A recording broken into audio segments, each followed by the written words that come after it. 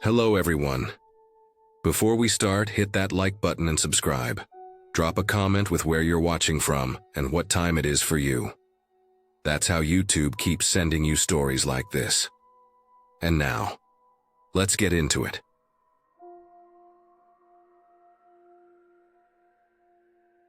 I'd been on the road since sunrise.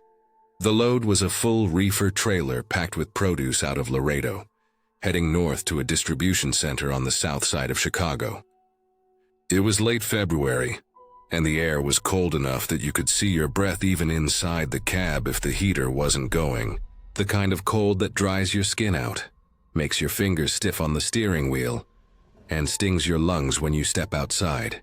The highway was quiet, just long stretches of black asphalt and my headlights cutting through the night. I'd stopped earlier that evening for a quick bite at a truck stop near Oklahoma City, but after that, I just kept rolling. My clock was still good, and I wanted to cover as many miles as I could before fatigue hit me hard. By the time I hit the outskirts of Salina, Kansas, the dash clock read 2:14 a.m. The cold was worse up there, felt sharper, heavier in the air. My windshield had a thin crust of frost building around the edges, even with the defroster running. The road was empty except for the occasional set of distant headlights far behind me. I decided to pull into the rest area just off the interstate. It wasn't a big one, just a wide lot. Maybe room for a dozen rigs, a few smaller spaces for cars, and a squat building with bathrooms and vending machines. The fluorescent lights over the lot flickered and hummed, like they were on their last legs, making the whole place feel even colder and emptier. There were only two other semis idling near the far end of the lot, and a small sedan parked close to the building. No movement, no one walking around, just the sound of my engine as I eased the rig into a spot. I backed in slow and straight, put it in neutral, pulled the brakes, and sat there for a moment. The reefer unit on the trailer was humming steadily behind me. That low, constant drone I'd gotten used to years ago. I glanced at the temperature control on the dash. Everything was holding steady. I grabbed my logbook, marked my brake, and locked both doors out of habit. I cracked the driver's window just a few inches to let some of the diesel fumes out. The cab smelled faintly of the thermos coffee I'd been nursing for hours, and the fabric cleaner I used on the seats earlier in the week. The highway noise was distant. Mostly there was just the low hum of engines idling, and that faint buzz from the rest stoplights. I leaned back against the seat, stretched my legs, and closed my eyes, letting the heater take the edge off the cold. I wasn't planning to sleep long, just a short break before pushing another couple 100 miles. Somewhere in that quiet, I started to drift. It wasn't a deep sleep, more like hovering right at the edge of it, half aware of every little sound outside. I could hear the soft ticking of the engine cooling down, the slight whistle of the wind pushing against the trailer, and the occasional groan of the reefer unit cycling. It was calm, until it wasn't. It started with a sound that didn't belong, crunching, soft, deliberate steps on the gravel outside, slow, even, like someone walking without trying to be quiet, but not in any hurry either. It cut through the hum of everything else and sent a sharp jolt of awareness through me. My eyes snapped open, and for a second I just sat there, trying to figure out if I'd actually heard it or if my tired brain was playing tricks. I listened hard. The steps came again, crunch, crunch, crunch, slow, steady. Getting closer, I sat up fully and reached for the side mirror, scanning the lot. Nothing. The other rigs were still sitting in the same spots, their marker lights glowing softly in the dark. The sedan by the vending machines hadn't moved. The light near the building flickered weakly. I couldn't see anyone. I flipped on my exterior light. The bright beam cut across the empty space beside the cab and spilled onto the ground. Gravel. Some old ice patches near the rear tires. But no one standing there. No movement at all. I told myself it was probably just another driver walking back from the bathrooms, maybe taking a long route to stretch their legs. Happens all the time. But the sound of those steps had been too close, like right beside the door. I shut the light back off, but I didn't relax. I sat there with my hand resting on the mag light I keep wedged next to the seat. I've had that flashlight for years, solid and heavy, Good for more than just light if things ever got bad. I shifted in the seat, trying to shake the unease out of my chest. I looked at the mirror again. Nothing. Just the faint white breath of exhaust from the other trucks drifting upward and disappearing into the night. Then the steps started again. Same steady pace. This time closer. They stopped right beside my cab, dead still, like whoever it was just planted themselves there. I froze. The hair on my arm stood up. I could hear my heart thudding in my ears. I leaned slightly forward, careful not to make the seat creak, and scanned the mirror again. Nothing. No shadow. No movement. Just darkness and frost. The wind picked up a little and whistled through the cracked window, and for a second it almost covered the sound of breathing. Slow. Faint. But close. I grabbed the mag light with my left hand and slammed my right hand down on the air horn. The blast shattered the silence, echoing across the lot like a gunshot. Something moved. Fast. A shape bolted from the side of my cab, ducking low and cutting between the parked rigs. I caught it in the corner of my eye. Dark jacket, hood up, hunched posture. It disappeared into the shadows between the trailers. I sat there gripping the flashlight so hard my knuckles went stiff. My chest felt tight like I couldn't get a full breath. I waited. 1 minute, 2, 5, nothing, no more footsteps. No breathing. Just the humming lights and the low engines. I turned on the exterior light again, scanned both mirrors, then flicked off the engine. The night felt heavier with the truck quiet. I climbed down slowly, flashlight in one hand, the other on the door handle in case I had to jump back in fast. The air outside hit me hard, sharp and freezing. The gravel crunched under my boots. The sound seemed too loud in the stillness. I walked toward the gap between the trailers where the shape had vanished. My beam cut through the space between the rigs, lighting up the frosted metal and the narrow strip of blacktop. Nothing there, just my breath puffing out in small clouds. I scanned the edges of the lot. That sedan that had been parked near the vending machines was gone. Not parked somewhere else, gone completely. The vending machine lights flickered faintly through the windows of the rest stop building. I kept my back to my rig the whole time, scanning slow, steady, every direction. It felt like the night itself was holding its breath. I checked under the trailer, then around the passenger side. Nothing. No fresh prints in the ice patches. Just gravel and the sound of wind scraping over the lot. I climbed back into the cab fast and locked both doors again. My hands were stiff from the cold and from how hard I was gripping the mag light. I sat there for a long time, trying to make sense of it. Maybe it was just some drifter looking for an unlocked cab to break into. It happens sometimes at isolated rest areas. But something about the way they moved, fast and low, didn't sit right. I flipped on the dome light and scanned the inside of the cab like an idiot, even though I knew no one had gotten in. Then my eyes landed on the driver's side door. Right on the handle, smeared across the paint, was a greasy handprint. Clear. Big. The fingers stretched long across the metal like whoever left it had gripped the door right where I usually grab it. It wasn't there when I pulled in. I know that for a fact because I always wipe down the handles after fueling to keep grime off the cab. I sat staring at it for a long time. The heater hummed quietly. The reefer unit droned on behind me. I wiped my palms on my jeans without even realizing I was doing it. My heart rate wouldn't slow down. Every small sound outside made me tense. An engine coughing somewhere at the far end of the lot. A gust of wind against the trailer.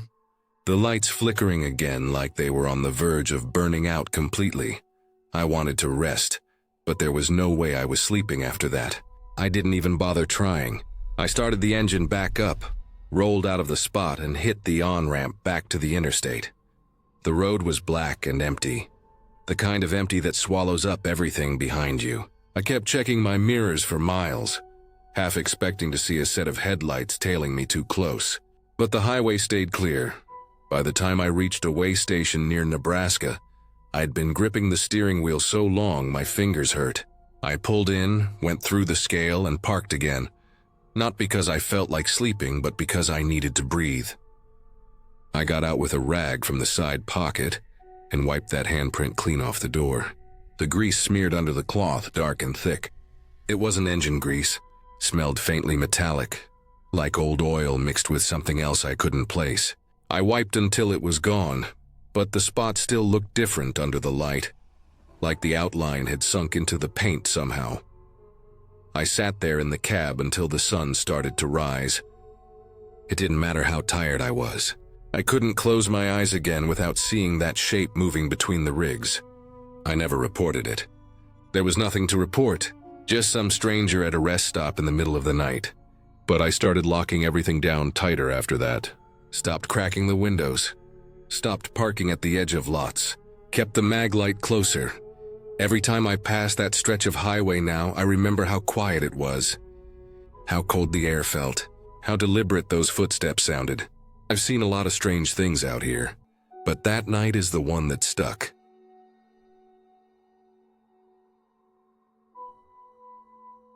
I've been driving trucks for a long time, long enough to understand that it's the empty parts of America that mess with your head the most. The wide open stretches where nothing breaks the horizon. No gas stations, no rest stops, not even a single house light in the distance.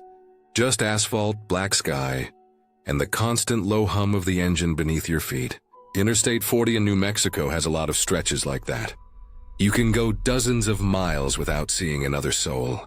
If you break down out there, it's not the dark that gets you. It's the silence. That night I was eastbound, hauling steel coils out of Gallup, trying to make Amarillo by dawn. It was late February, cold but not snowing. The kind of night where the air feels sharp when you breathe through the vents. I had a thermos of black coffee sitting in the cup holder, and the faint sound of old classic rock playing low on the radio. The dashboard clock glowed soft green. It was 3:37 a.m. when I passed mile marker 222. I remember it exactly because my GPS chimed, right as my CB crackled with static. Just a quick burst, like someone keyed the mic and let go. I glanced at the CB but didn't hear any voice. Just a hiss, then silence again. That kind of thing isn't rare out there.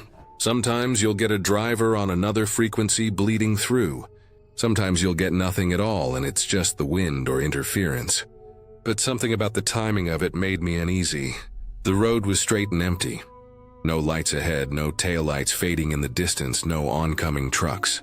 Just blacktop and that faint glow from my headlights cutting a tunnel through the dark. I was running about 65 when I saw it up ahead. A small red dot on the right shoulder of the road. It got bigger as I approached, the way those road flares do when they burn bright against the night. Somebody had lit a flare about 50 yards ahead. It burned steady, that hot, unnatural red that messes with your night vision. Right next to it stood a figure, a man. He was waving both arms above his head like someone flagging down a car. My first thought was accident. Maybe someone spun out, maybe their car died. But as I got closer, something felt wrong. There was no vehicle anywhere near him. No flashing hazards. No glass on the shoulder. No skid marks. Just this guy standing there beside a burning flare like he'd been dropped off in the middle of nowhere. I eased off the accelerator and kept my foot ready on the brake. The man was wearing a reflective vest, but it hung off him loose like it wasn't his. His clothes underneath looked mismatched. When my high beams washed over him fully, I saw it clear. He had one boot on his left foot and a white sneaker on the other. It's a small detail, but it stuck with me. People break down all the time on the interstate, but they usually don't look like that. He didn't move toward me. He just kept waving his arms. I drifted slightly into the opposite lane, giving him space. My hands were tight on the wheel. The flare burned bright red against the shoulder, casting a harsh glow up the side of my trailer as I passed. I didn't stop. I didn't even slow down much. Something about the way he stood was wrong. Rigid. Not like someone who was cold or desperate or scared. More like someone planted there on purpose. When the trailer cleared him, I checked my mirror. The flare was still there, burning hard against the dark. The man was gone. I scanned the shoulder behind me, no figure. Just empty road lit faintly by my taillights fading into the distance. I kept driving. There's a certain point when fear doesn't come all at once. It creeps in slow like water seeping under a door. My heart rate ticked up, but I tried to reason it out. Maybe he ran into the brush. Maybe he laid down. Maybe I imagined it, though I knew I hadn't. I watched the mirror for a long time, longer than I cared to admit. My knuckles were pale against the steering wheel. The hum of the tires on the asphalt sounded louder than usual. I could hear the cargo shifting slightly behind me when the wind hit the side of the trailer. The CB popped with static again, just a sharp burst. No voice. The nearest rest area was still about 40 miles out. I didn't want to pull over anywhere near that mile marker. So I just kept going. The road felt longer than usual. Every reflector post, every shadow made me jump a little more than it should have. I passed a dark exit that led nowhere. Just one of those small service exits with no gas and no lights, and felt a heavy kind of relief that I didn't see any figure standing there too. By the time I hit the next way station, I pulled in. Not because I had to. I just didn't want to be out on the open stretch anymore. The lot was half empty, quiet except for a reefer unit idling across the way. The fluorescent lights above the scale flickered a little, like they always do. I killed my lights and sat there for a minute, hands still on the wheel, engine rumbling beneath me. I walked inside and told the trooper on duty what I saw. I kept it plain. Flare at mile marker 222. A man in a reflective vest, no car. He looked tired, like someone who'd been hearing weird stories all night. He said they'd already had 2 other calls about that same flare. Same mile marker. Drivers saw a man standing there. No wreck, no person. When they sent someone to check, nothing. No flare, no shoe prints, no tire tracks. Thing at all. I went back to the truck and climbed in the cab. I could still picture the flare in my head. That sharp red burn against the black shoulder. The way the man's arms moved too evenly, too controlled, like someone going through motions. The boot and the sneaker. Those small details don't leave your head easy. I tried to get my mind off it, cracked the window a little, took a sip of the now lukewarm coffee. The night air coming in was cold, clean, and smelled faintly like the dry desert. I could hear other trucks coming and going, the sound of air brakes, engines shifting, all of it normal. But the image sat in my chest like a weight. Eventually, I eased back onto the highway. My headlights stretched out into the darkness again. I was past it now, past the mile marker, but I still found myself checking the shoulder. Every red reflector caught my eye like a spark of that flare. The CB stayed quiet the rest of the night, no more bursts of static. I made Amarillo before dawn, like I planned, parked at the drop yard. The sun was just starting to break the horizon, washing the sky with that soft orange glow that makes everything feel less threatening. But I was still thinking about that mile marker. Later, over coffee at a diner, I overheard 2 other drivers talking. One said he'd seen the flare a week ago. Another said he saw it months back. Same mile marker, same empty stretch. Some said it's a hitchhiker scam. Some said it's just some guy messing with drivers. But none of them ever saw a car either. It's not a ghost story. It's not some urban legend with a twist. It's just something real that happened on a dark road, where there's no reason for anyone to be standing at 3:37 a.m. with a road flare, wearing a vest that doesn't fit, and shoes that don't match. I've driven that stretch a dozen times since. I never saw the flare again, but every time I roll past mile 222, I watch the shoulder. I can't help it. It's not about what I saw anymore. It's about the fact that something was there and then it wasn't. No explanation. No trace. Just a flare burning against the dark, and a man who disappeared the second my trailer passed him. You don't forget that kind of thing. Not out there. Not when the only thing between you and the dark is a strip of pavement and the sound of your own breathing.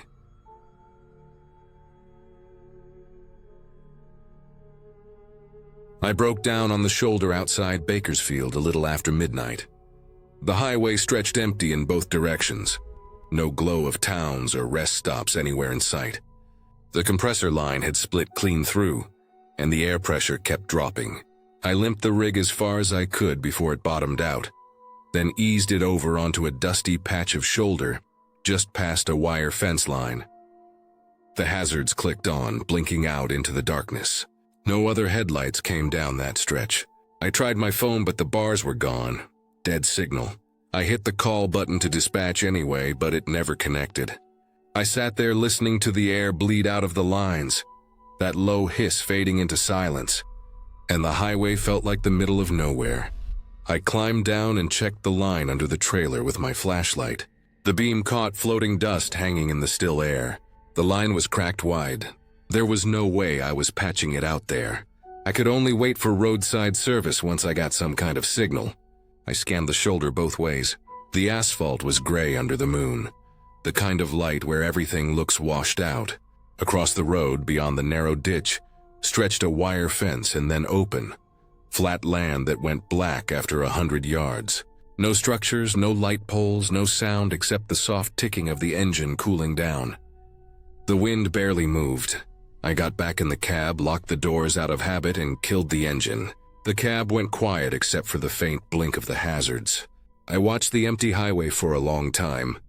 The night outside had that strange stillness that seems too quiet, like even the insects had decided to stop.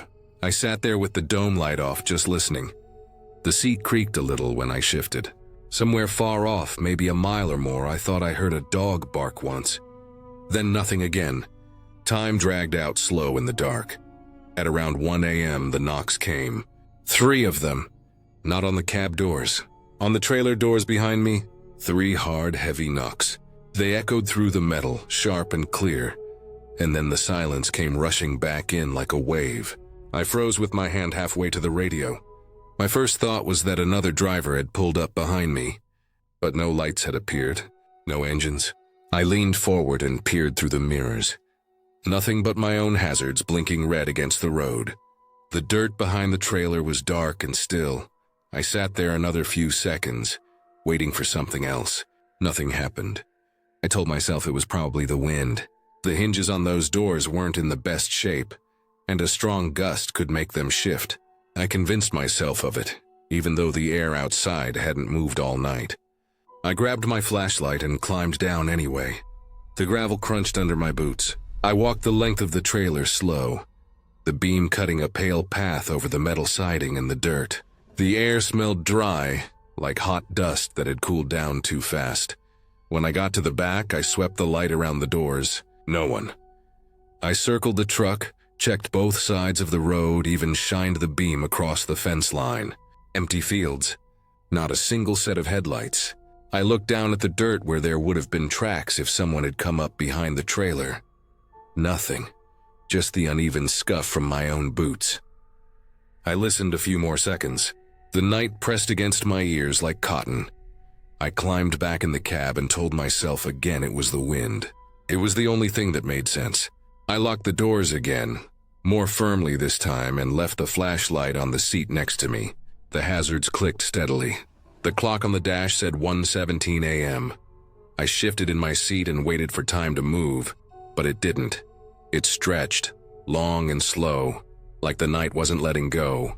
At 1:32 a.m., it happened again, louder this time. 3 knocks, hard enough that the trailer gave a low metallic thump. The sound rolled through the frame of the truck, and I felt it under my boots. This time I didn't jump. I just sat there staring at the back mirror. My mouth felt dry. I climbed out again, slower now. My flashlight beam shook a little as I walked around. I checked everything twice. I walked further down the shoulder, maybe 30 feet, to look from a distance. Still nothing. And that's when I saw him. Across the road beyond the fence line stood a man, just standing there in the dirt. Denim jacket, pale face catching the moonlight like chalk. He wasn't moving, not even shifting his weight, just standing dead still, facing my truck. No flashlight, no phone glow, no sound.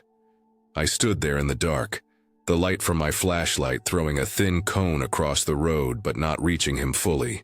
His face stayed faint, but clear enough that I could see the skin tone was almost white against the black of the fields.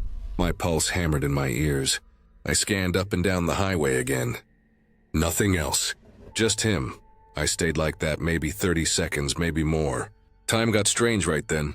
I lifted the flashlight, pointed it straight at him. He didn't react, not even a twitch.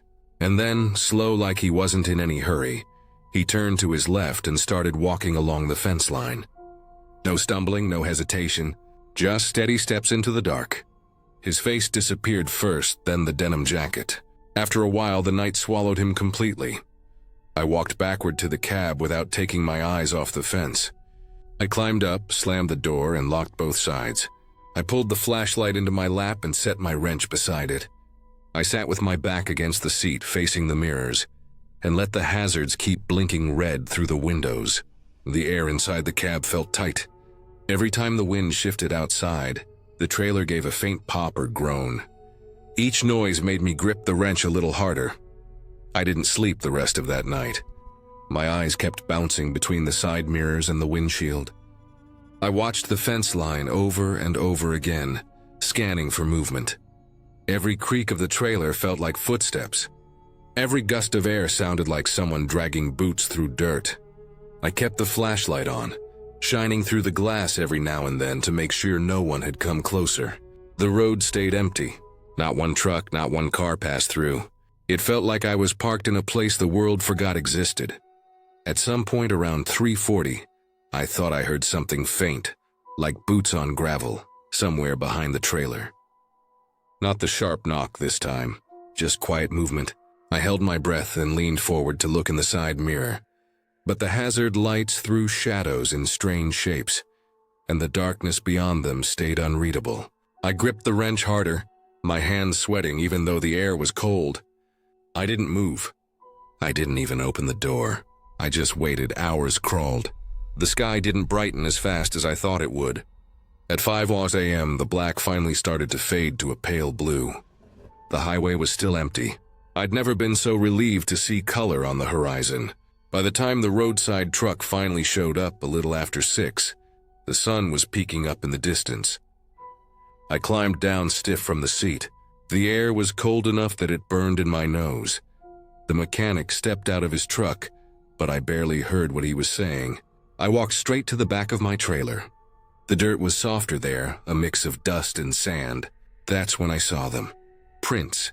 Clear, deep boot prints right where the knocks would have come from. They weren't mine. They were larger, spaced evenly, like someone had been standing there for a while. A few more prints trailed off toward the fence, stopping just before the ditch. No vehicle tracks.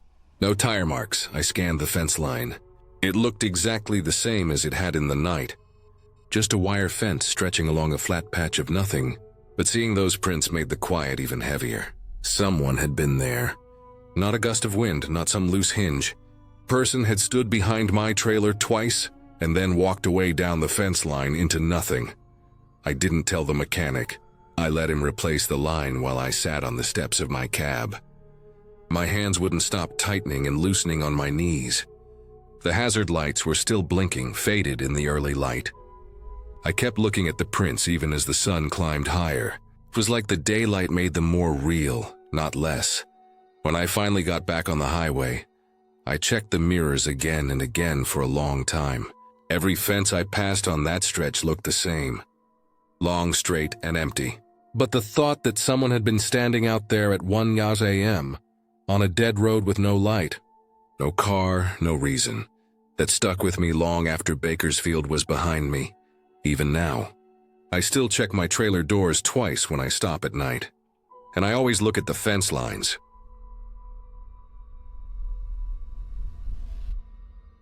It was my first solo run, and that meant something to me. I'd been through all the ride-alongs, all the checklists, all the safety talks. I'd done plenty of night driving and training, but this time it was just me, the truck, and the road. I remember checking the time on the dash, 1:56 a.m., as I headed north on I-95, just past the tolls, the kind of stretch where everything starts to blur together. The sky was moonless, and the only light came from my headlights cutting a straight path through the dark. It was quiet in that way. Highways can be quiet in the middle of the night, just the hum of the tires, the faint rattle of whatever was in the sleeper, and the steady thump of the road seams under the wheels. I passed the green sign for exit 19. The overhead lights there were weak and flickering, one of them casting an uneven patch of light over the shoulder. That's when I saw him, a hitchhiker standing right under the overpass sign. He had a backpack slung over one shoulder and a ball cap pulled low. His thumb stuck out, classic hitchhiker stance. There was something ordinary about him. He looked like a college kid, late teens, early 20s maybe. Hoodie, jeans, the kind of look you'd see anywhere. I don't usually stop for hitchhikers. In fact, they drill it into you during training. Never pick anyone up. It's not worth the risk. But that night, for some reason, I slowed down. I eased off the throttle, watching him as I rolled past. His head followed my truck like he knew I'd stop. I pulled over maybe 20 yards ahead, hazard lights blinking against the guardrail. It wasn't smart. I knew that, but it was instinct more than reason. I checked my side mirror to see if he was still standing there. That's when my stomach flipped. He was already right behind the trailer. I hadn't heard anything. Not a single footstep on the gravel. Not the sound of someone running. One second he was under that sign, and the next he was there, too close. I sat still in the driver's seat, staring at the mirror, trying to make sense of how fast he'd closed that distance. The yellow flash from the hazards lit him up in short bursts like a strobe. He wasn't out of breath. He wasn't waving. He was just standing there. His head was slightly tilted like he was studying the back of the truck. I unbuckled slowly. I told myself it was fine. Probably just a kid desperate to get somewhere. Maybe I'd tell him I couldn't take him and he'd move on. I opened the driver's side door and climbed down onto the cold shoulder. The air hit me right away. It was damp, heavy, that kind of humid night that seeps through your jacket. The sound of passing cars was distant, faint, almost like being underwater. I stayed close to the steps and leaned slightly to see around the cab. He was closer now. Not walking toward the passenger side. Not moving away. Just a few feet behind the trailer, standing in that weak glow from the hazard lights. His face was shadowed, but I could see the ball cap, the hoodie, the backpack strap over his shoulder. He didn't say anything, didn't even shift his weight, just stared. I didn't want to get any closer.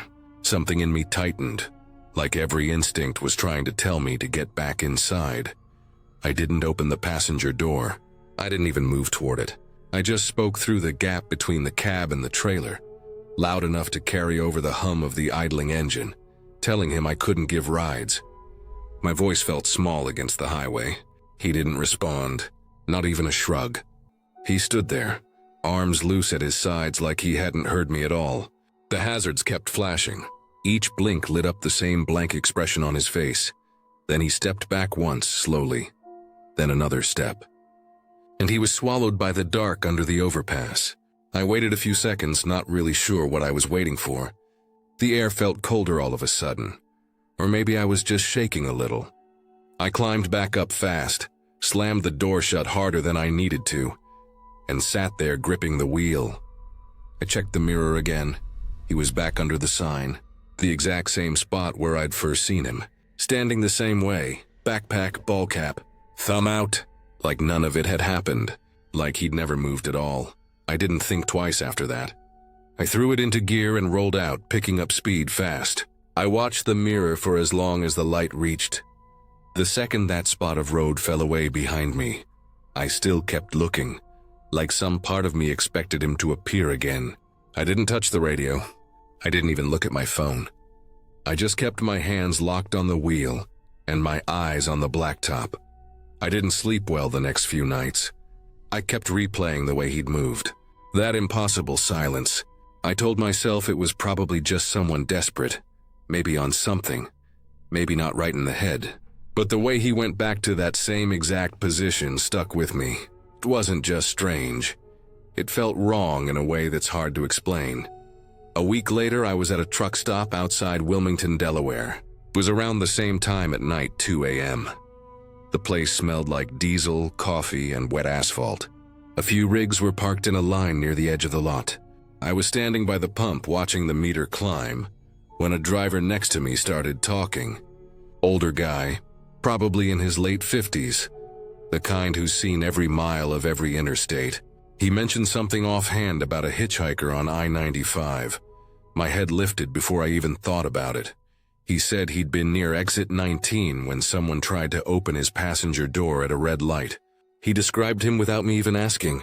Ball cap, hoodie, backpack. He said the guy didn't knock or yell, just went straight for the handle like he already knew the door might be unlocked. He'd gunned it through the light and didn't look back. The way he said it, so casual, made something tighten in my chest. I asked where exactly it happened. He pointed with his chin and said right under the overpass sign. Same spot, that flickering light.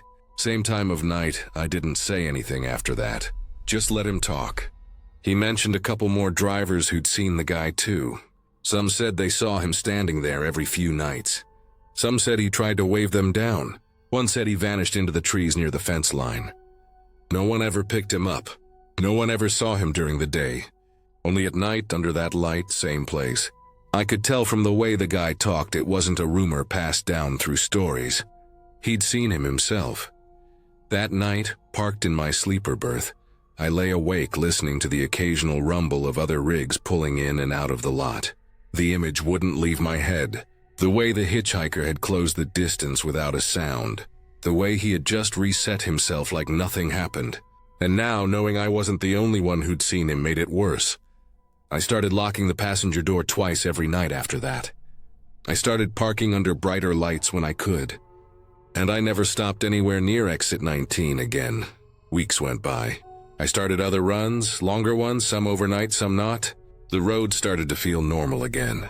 But every time I'd roll through Maryland on that stretch, I'd catch myself glancing toward that overpass. Sometimes there'd be nothing there. Just the flickering light over an empty patch of shoulder. But twice, months apart, I saw him again. Same spot, same stance. Thumb out, ball cap pulled low, like he'd been standing there the whole time, waiting for someone else to pull over. I didn't slow down anymore. I just gripped the wheel, kept my eyes ahead, and drove on. And even though I never stopped again, the feeling from that night never really left. It wasn't fear in the jump out of your seat kind of way. It was something quieter, something that sank into me and stayed there. Every driver has a place they don't like to stop, a stretch of road that feels wrong. For me, it's that patch of I-95 near exit 19. Not because of a ghost story or some wild tale, just because of one kid who moved too fast, too quiet, and stood exactly where I'd first seen him. Like time didn't matter to him at all. And the worst part is, he's still out there. People still talk about him at truck stops. Still say they see him standing under that sign in the middle of the night. No one knows who he is. No one's ever caught him. He's just there. Every time I pass that overpass now, I don't need to see him to know he's there. It's enough to feel that same weight in my chest. The same silent stretch of highway. The same weak flickering light cutting through the dark.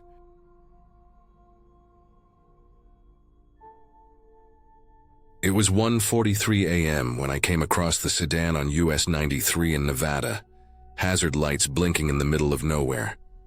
That stretch of highway has nothing on either side for miles, just endless blacktop cutting through flat desert. No towns, no lights, no gas stations. When you pull over out there, you're either broken down or in trouble. The way the car sat, angled half into the lane, half on the shoulder, immediately felt wrong. Most people pull fully to the shoulder if something goes wrong. This looked like whoever was driving just stopped in the middle of whatever they were doing. I eased off the throttle, let the truck roll slow, moved into the opposite lane, and kept my eyes on the dark edges of the road, expecting to see someone walking with a phone flashlight or waving their arms. But there was nothing, no movement, just the rhythmic flash of hazard lights cutting through the black. I downshifted, felt the trailer rock a little with the wind, though even the wind felt weaker than usual that night. The desert has a way of holding its breath sometimes. It was one of those nights where the air feels too still, too clean, too quiet. I parked about 50 feet ahead of the sedan, angled my rig so anyone coming from behind could see the reflective tape. I set the brakes, put on my vest, and grabbed my flashlight. When I opened the door, the sound of my boots hitting the pavement was loud. That's how quiet it was. No passing cars, no wind through the scrub, no hum of bugs. Just my engine idling behind me, and the distant tick of the sedan's blinkers. As I walked back toward the car, I noticed the driver's door was wide open. Headlights still on, engine still running. Purse on the seat, cell phone glowing faintly on the dash like someone had just set it down and stepped out. The light from my flashlight swept over the ground, and that's when it really hit me. There were no footprints. The ground was hard-packed dirt and gravel, and in that kind of soil, you usually get at least some sign if someone walks away. But it looked untouched. Not a single mark leading into the brush or down the road. No blood, no broken glass, nothing. I leaned slightly, not touching anything, just scanning. There was half a bottle of water in the cup holder, condensation still on the outside, like it had been opened recently. A phone charger was plugged in. The radio was on low volume, just a soft hum of static.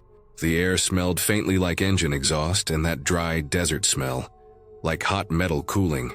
I didn't see any signs of struggle. No keys on the ground, no torn clothing. It was like someone had just evaporated into the dark. I went back to my cab and got on the radio.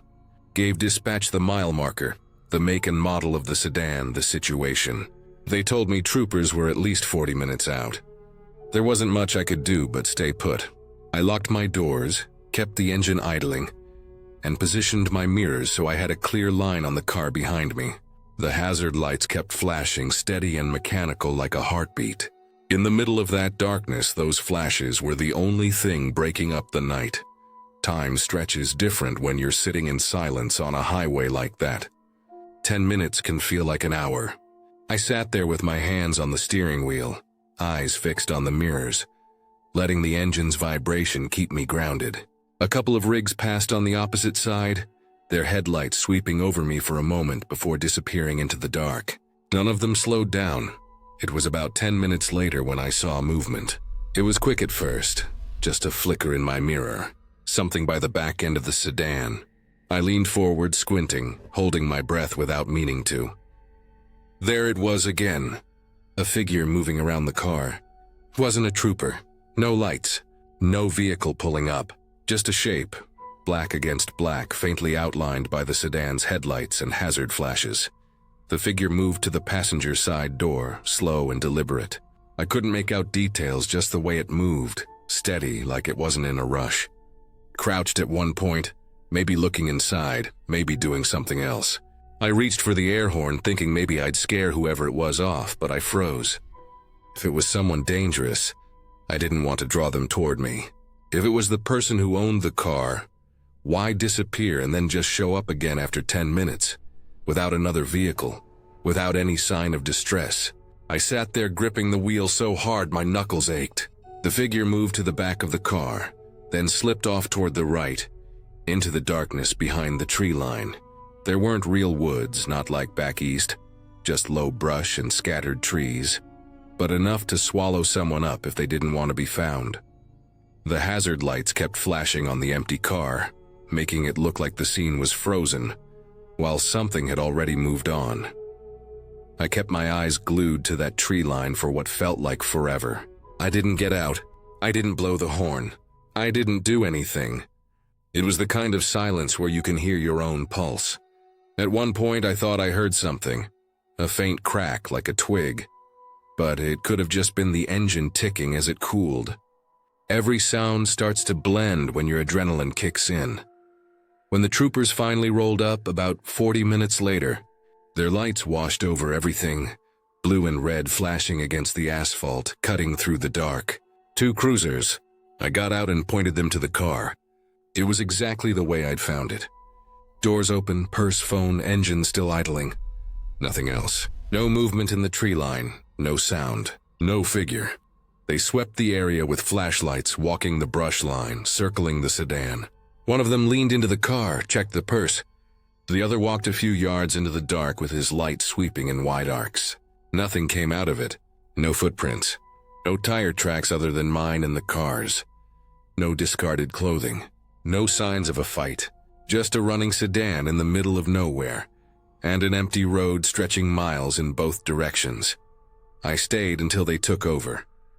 They asked if I'd seen anyone. I told them about the figure walking around the car. The way it moved, the way it disappeared into the dark.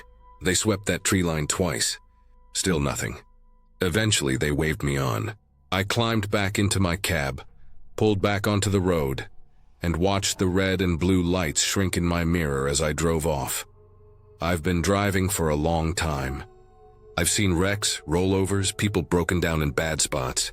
I've seen deer hit so hard the engine block was cracked in half.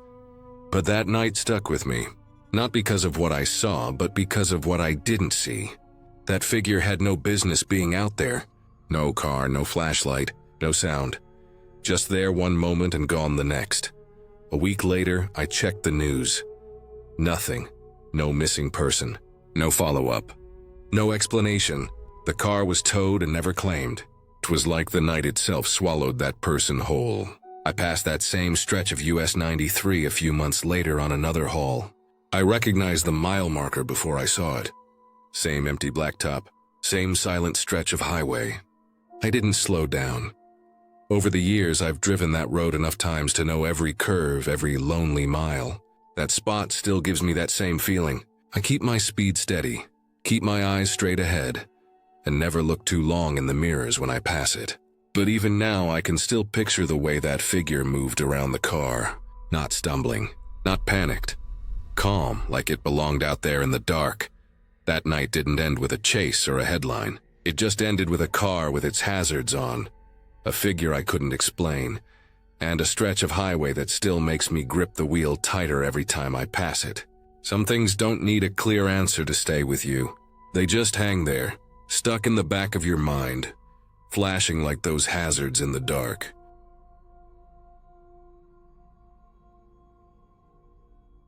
I pulled into the Loves Off I-80 in Nebraska at exactly 3:09 a.m.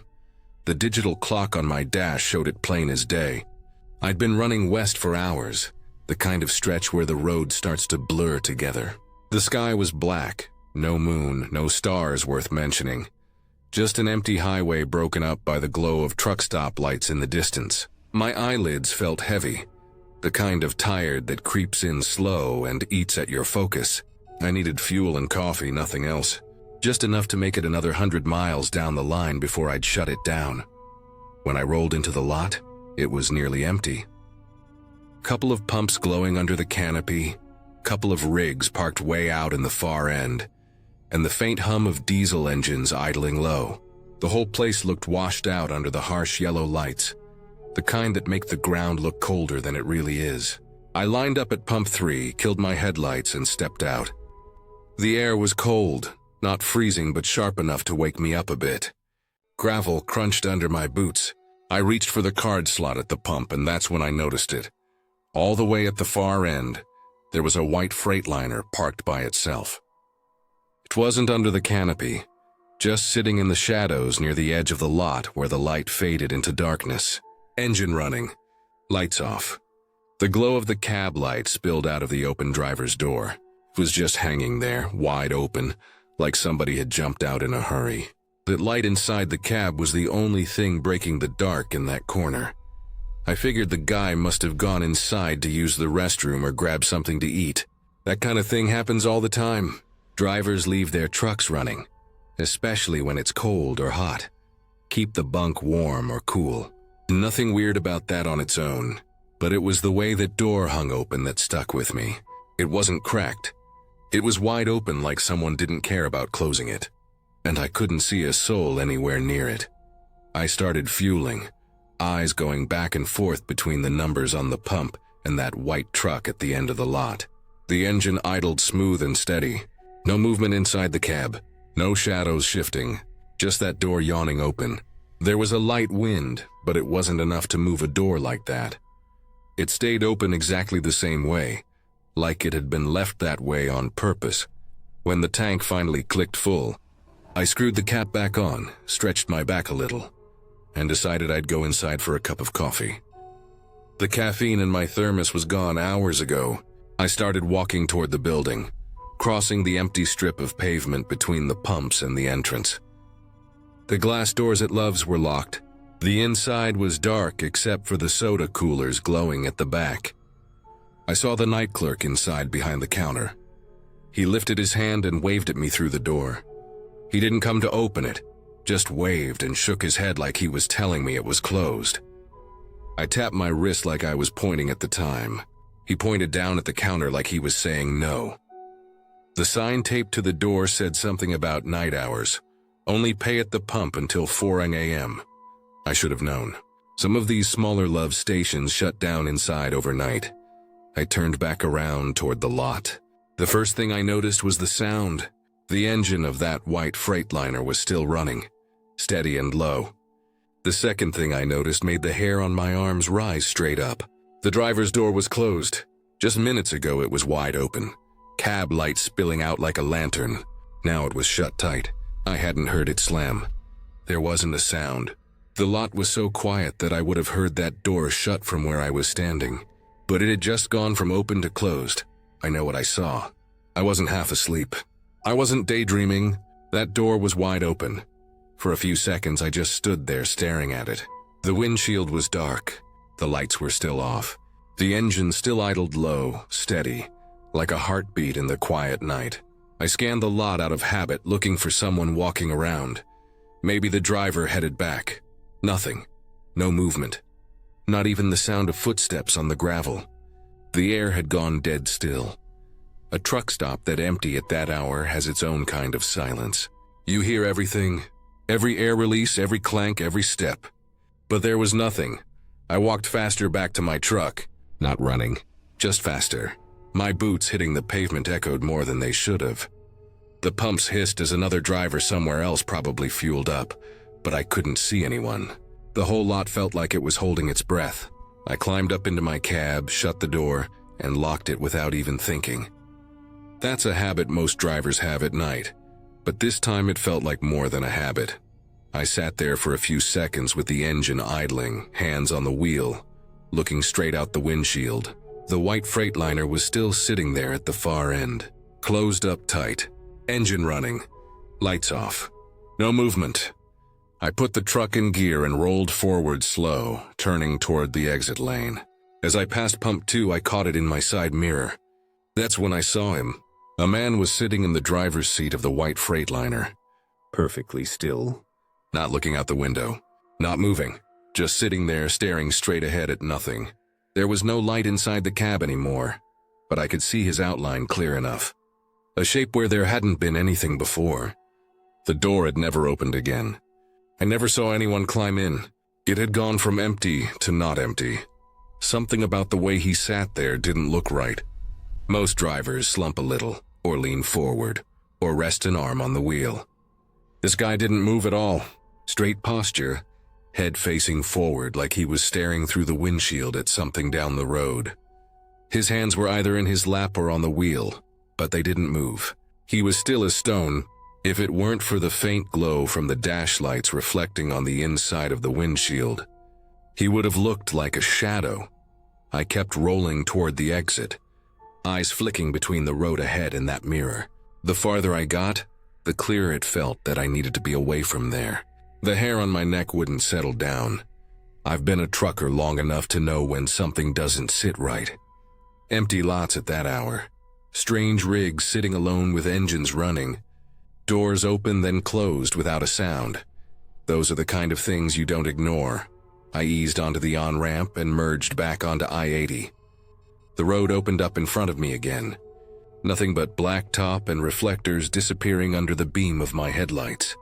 I looked at my mirror one last time before the truck stop disappeared behind me.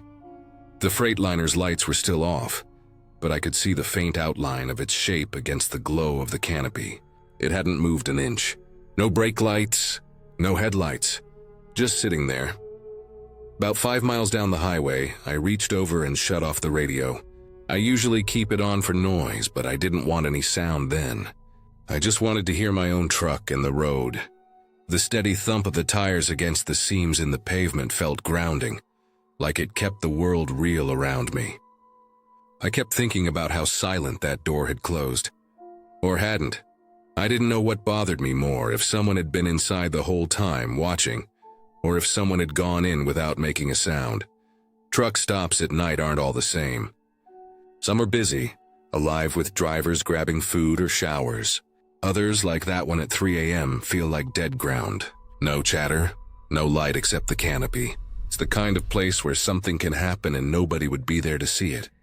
An hour later, I pulled into a rest area farther down the line. I parked next to a row of rigs with engines idling and climbed into the sleeper, still feeling that edge in my gut. It wasn't fear exactly. It was more like that cold awareness that sticks to you after something doesn't make sense. I've dealt with plenty of odd things on the road. Guys sleeping with their doors wide open, rigs running with no one in sight. But this one didn't feel like the usual kind of weird. The image of that man sitting perfectly still in that Freightliner stayed in my head. The way he didn't look at me, the way the door never opened, the way the engine ran the entire time. I wondered if he'd been there the whole time, and I just hadn't seen him. I replayed it over and over in my head. When I pulled in, when I got out, when I walked toward the building, when I turned around. That cab had been empty. It had been lit up. Then it wasn't. I lay down in the bunk but didn't fall asleep right away. I listened to the hum of other trucks around me. The sound is normally comforting to a driver. It means people are close. It means you're not alone on some forgotten stretch of highway. But for the first time in a long while, it didn't feel enough to quiet what I felt. That truck stop is still there. I've passed it a few more times on runs since then, but I don't stop there anymore. I just keep rolling. Every time I see it in the distance, I remember that door swinging open in the night air, then closed without a sound, and the man sitting there in the cab like he'd been waiting. Not watching me, not watching anything, just sitting there like the night itself put him there. Nothing ever came of it. No news stories, no cops on the CB, no talk from other drivers. Just a white Freightliner at a quiet Nebraska truck stop at 3:09 a.m. with an open door that closed itself. That's the thing about the road. Not everything leaves answers behind. Some things just happen in the dark and stay there, and you keep driving.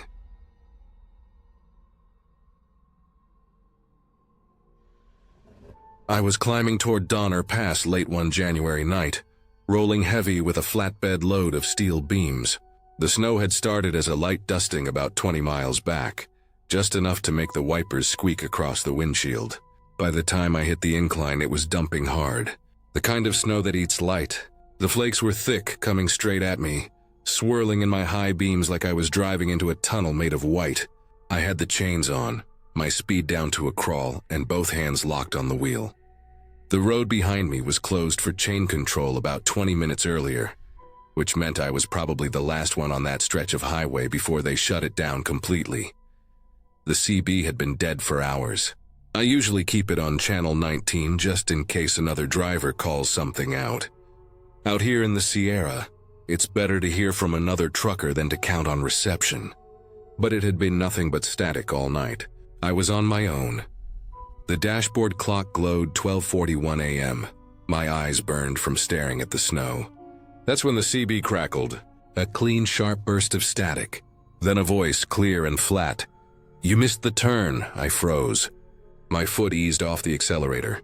My eyes went straight to the radio. Channel 19, the squelch was set low. No handles, no call signs. Just that line. I scanned the mirrors, nothing behind me. No headlights in the snow. I hadn't seen another set of taillights in almost an hour. I checked my GPS on the dash. No turn to miss. Just a single highway line climbing toward the summit. There was no exit, no alternate route. Just Donner Pass ahead. I gripped the wheel tighter and rolled on. I didn't say anything into the mic. A minute later, the CB popped again. A low crackle. Then that same voice, a little fainter this time.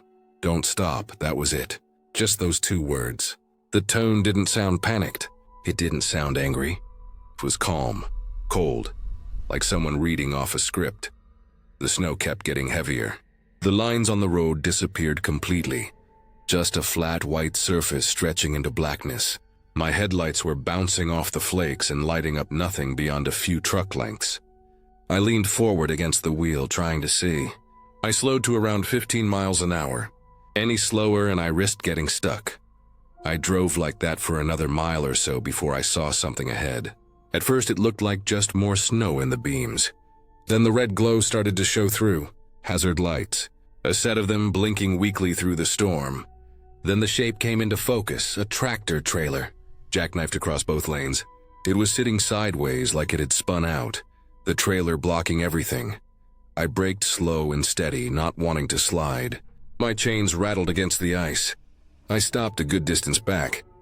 There were no other vehicles. No flares, no patrol cars. Just this one rig stretched across the road like a barricade. I set my hazards, grabbed my flashlight and coat, and climbed out. The cold was brutal. The kind that bites into your lungs with every breath. Snow was already up to my knees, pushing against my legs with every step.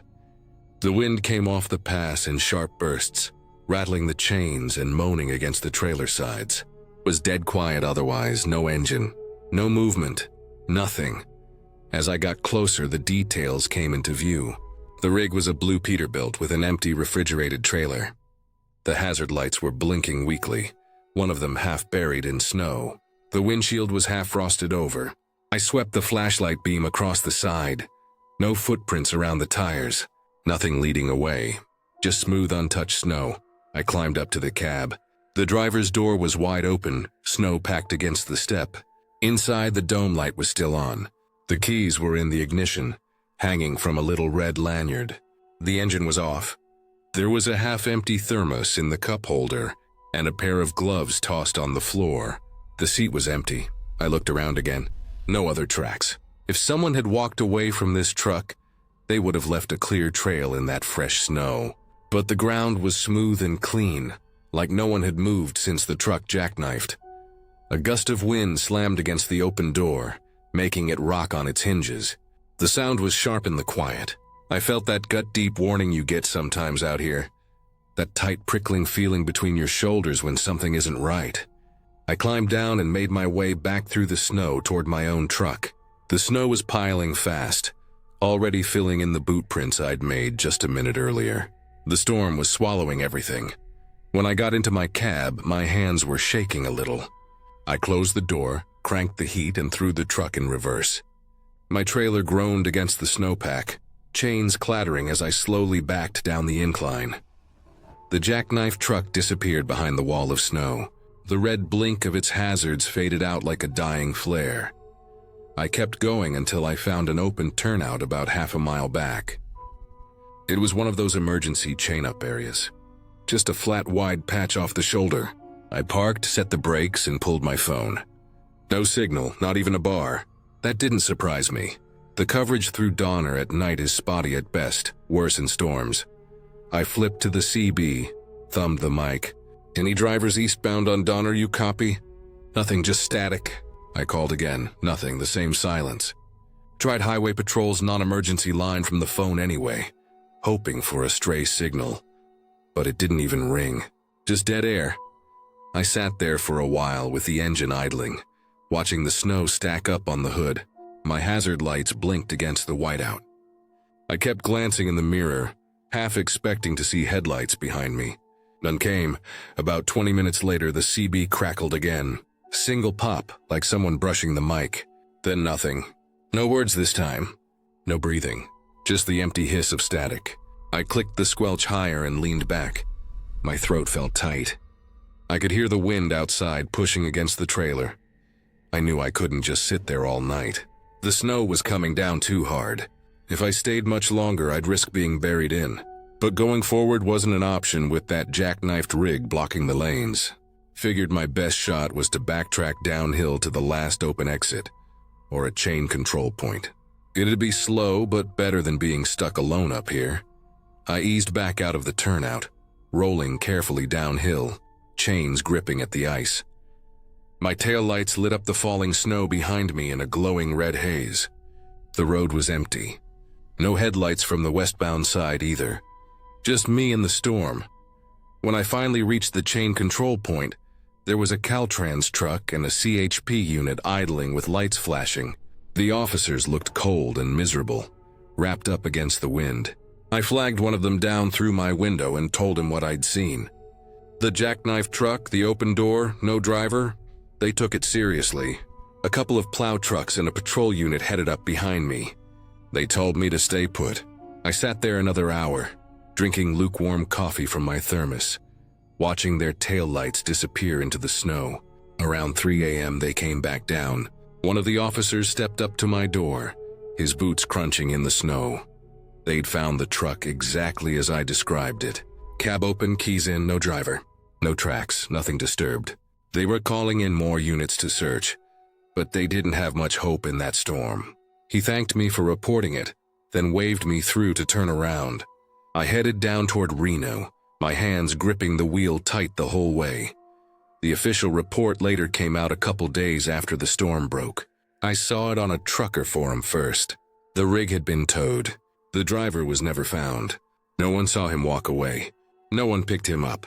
It was like he'd stepped out into the snow and disappeared.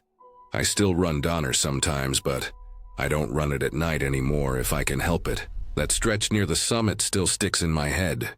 The way the snow swallowed everything. The way the cab light glowed with nobody inside. And more than anything, the way that voice came through the CB. Flat. Calm. No handle. No truck in sight. Just a line in the dark telling me I missed a turn that wasn't there, and then telling me not to stop. I think about that voice every time I climb that pass. Every time the snow hits the windshield just right and the road goes quiet. Some nights when the radio crackles with nothing but static, I almost expect to hear it again. But I never have, and I don't leave my truck on Donner at night anymore. Not ever.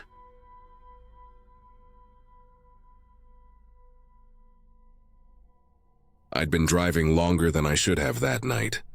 The kind of tired where your eyes start burning at the edges, and the lines on the highway blur into each other. I was hauling an empty flatbed back east after a long run, and figured I'd make it past Sandpoint before shutting down. But the exhaustion got heavy fast, like a weight pressing behind my eyes. I knew if I kept pushing, I'd start nodding off behind the wheel, and that stretch of road was no place to make a mistake. It's narrow, twisting, and the pull-offs are few and far between. Around 4 a.m., I spotted a small gravel patch just off a Forest Service road. No signs, no streetlights, just a cut in the trees and enough space for me to angle the rig in without blocking the road. It wasn't a real rest area, just a rough clearing with a patch of loose rock and tall pines standing like a wall on all sides. I eased in, straightened the cab, and set the brake. The dashboard clock read 4:12 a.m. The silence was instant the moment I killed the engine. When you spend enough nights on the road, you get used to noise, the steady hum of the engine, the distant whine of other trucks, highway wind. But here there was nothing. No trucks, no cars, no far-off highway hum, just the woods still and dark. The kind of quiet that makes you notice your own breathing, the sound of the seat creaking when you shift, the ticking of metal cooling after a long drive. I didn't bother climbing into the sleeper. I just leaned the seat back a little, stretched my legs out and closed my eyes. I remember the air smelled sharp, pine and cold dirt, and the cab still held the faint warmth from the heater. I figured I'd sleep maybe 2 hours, enough to shake the edge off before daylight. I had just let myself go heavy against the seat when I heard it. One soft knock on the driver's door. Not a bang. Not even loud enough to startle if you were half asleep. But I wasn't fully out yet, so it cut through the quiet like someone tapping a pencil on a desk. One single, deliberate knock. Every muscle in me went still. I didn't open my eyes right away. I just lay there listening, my heartbeat crawling up into my ears. Out here at that hour, no one should have been around. There weren't any houses nearby. I hadn't seen headlights behind me for at least an hour before pulling over. I slowly cracked one eye open and stared through the side mirror. All I saw was the tree line, tall black shapes against a slightly lighter black sky. No movement, no flashlight, no shadows. I stayed frozen, hardly breathing. I didn't even want to adjust my seat because the sound of the creak would give away that I was awake. My phone sat in the cup holder. No service. I'd already checked earlier. I was on my own out here. A full minute passed. Then the knock came again. Same sound, same rhythm. A single soft knock, not testing the metal, not asking to be let in, just confirming. Something cold slid down my spine. I turned my head slightly toward the side window, but the glass was fogged from my breath and the heater's last warmth. All I could see was a vague shape of the trees and darkness pressed against the cab. I reached down slowly and wrapped my hand around the tire iron I keep wedged between the seat and the door. It felt solid in my grip, heavy. I didn't want to use it, but having it made me feel less helpless. Then came the sound of footsteps, slow, deliberate, crunching on the loose gravel outside. They started near the driver's door, then shifted toward the back of the cab. Not running, not rushing, just circling, gravel moving under boots. The sound didn't match the quiet around it. Out there, away from the road, every step carried. I could hear the rhythm of it. Not too heavy, not too light. Someone walking like they had all the time in the world. I didn't move. I kept my breathing as shallow as I could, trying not to fog the glass anymore. My hand tightened around the tire iron until my fingers ached. The steps moved behind the cab toward the passenger side, slow and steady. I thought about flicking the headlights on or hitting the air horn, but part of me didn't want to make a sound. Whoever was out there already knew I was in the truck. That first knock wasn't random. They'd come up to the door quietly enough to be right next to me without me noticing. The steps circled once. Then silence. I waited. Minutes passed. Nothing, just the quiet woods pressing in around me. No snapping branches. No gravel shifting. It was like whoever it was had just melted into the tree line. But I didn't buy that. I knew they were out there. Somewhere in that darkness. I sat there, gripping the tire iron, staring at the mirror until my eyes burned. I don't know how long I waited. The dashboard clock glowed faintly in the dark, the minutes crawling forward. Dummies 4:39, 5:02. Every small sound inside the cab felt like it echoed too loud. At one point, a gust of cold air slid down through the trees, and the branches whispered against each other. It almost sounded like movement, but it wasn't footsteps. Not like before. I didn't sleep after that. I didn't even close my eyes. I sat upright, watching the mirrors. Every sense locked on that stillness outside. My chest ached from holding myself so tense. Around 6, the sky started to pale just slightly. Gray light pushing through the branches. It wasn't much, but it made the outline of the trees clearer. My windshield was streaked with condensation, but I could make out more of my surroundings now. The gravel lot. The forest road. My truck's hood catching a faint, dull glow. I unlocked the door and cracked it just enough to let the cold air in. It hit me like a slap, sharp and damp. I stepped down carefully, tire iron still in hand, and scanned the clearing. That's when I saw them, boot prints. Clear as day in the gravel, a straight line from the tree line to my driver's door. No other set leading away, just one trail straight in, ending right at my door. I followed the prints with my eyes.